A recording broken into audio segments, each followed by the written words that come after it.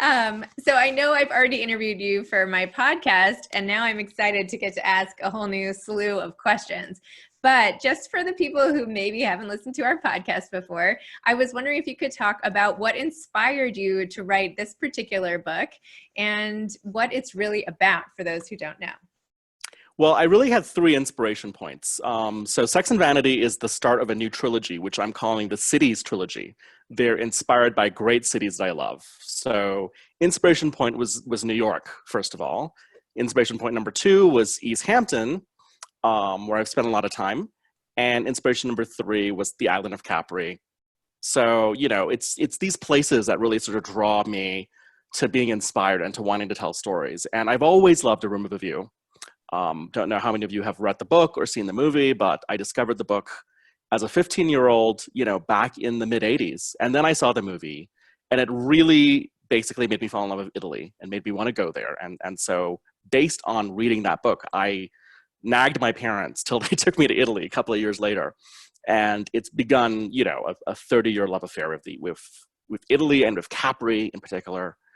And so I was just looking for an excuse to tell a story there. Basically, that's the truth. And so I thought it'd be fun to really do a homage to A Room with a View. It's the perfect summer romance and the perfect story, I thought, to really modernize and take into and introduce to a new generation. So is part of the strategy of the City series that you get all expense paid vacations to all the places you want to write about? I wish. No, these are self-funded. These are all self-funded vacations, and I'm really good at designing vacations that are like simple and rustic and affordable, but with a little dose of like jet set style. So, I won't stay at the €3,000 a night hotel, but I'll go there for a drink, enjoy the pool. Which is the best part anyway. I'm sure the totally. Yeah. Exactly. I just wanted to read this one section because I don't know about you, but I've reached a point with food where I just cannot handle having another meal in my house anymore. I'm so missing restaurants and great food. Not that my husband doesn't cook amazingly well. I hope he's not. Anyway, he's a great cook, but I long for sort of international cuisine and all the rest. So here's one passage. You said, before long, the table was laid out family style with the most delectable array of dishes. There was insalata caprese, the island's namesake salad of sliced buffalo mozzarella, tomatoes, and sweet basil, deep fried zucchini flowers stuffed with ricotta, sesame crusted tuna over a bed of arugula and cherry tomatoes, fresh langoustine, risotto with squid and shrimp, gnocchi with radicchio and caciovallo cheese, linguine with clams, and what turned out to be Lucy's favorite, spaghetti with pistachio pesto, clams, lemon, and basil. Oh my God, I think I'm going into a pasta-induced coma, Isabel sighed. I mean, thank you for the introduction into something that none of us, I feel are having in our day-to-day lives. Perhaps ever, certainly now. I mean, the beauty of Italian food is that I think it's actually simple to make.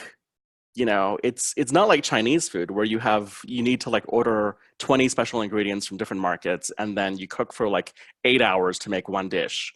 I've been cooking a lot of pastas and I find that it's so much easier and simpler to just, toss something together. That's true. I should have included the passage towards the end when the Mrs. Zhao is, how do I pronounce it? Zhao, yeah. Zhao is cooking all the Chinese food herself with all of those ingredients and those smells.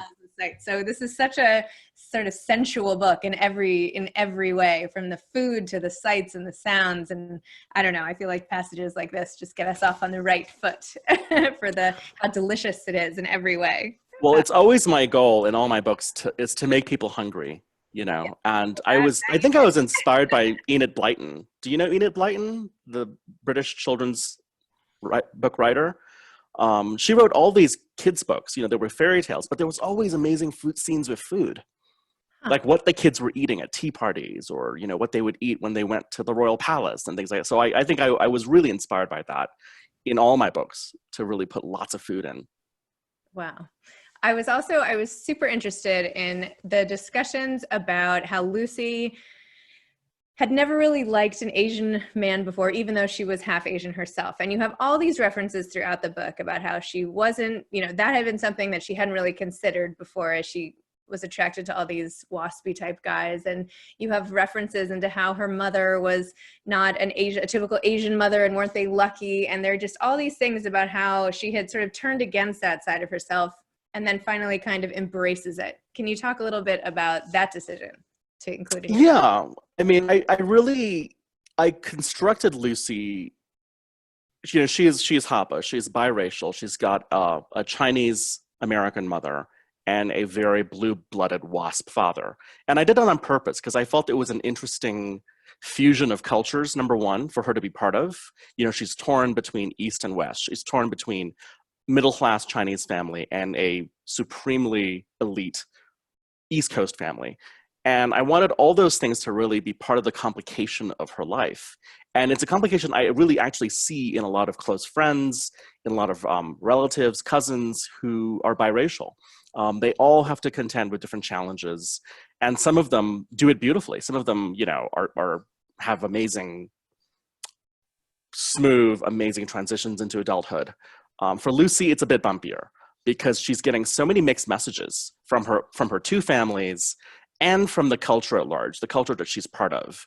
And I'm speaking specifically of a girl that's growing up on the Upper East Side, going to private schools, summering in the Hamptons. You know, that's a very specific bubble that she's trapped in, you know, where it is true, she doesn't see other Asian boys in her schools. She went to Brierley, it's an all-girls school. And, you know, she knows plenty of Asian girls, plenty of half Asian girls, but the Asian man is a mystery to her.